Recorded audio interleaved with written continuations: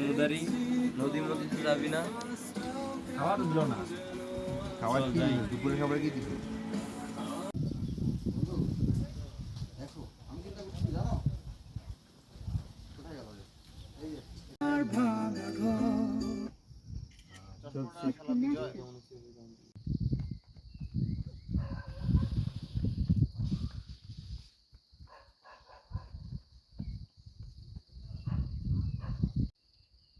তোর মতো ছবি পাবো। হ্যাঁ, এত কথা দেখলামই তো। ছবি তো তুলসি না তুলে দিছি। তুলছিস তুই।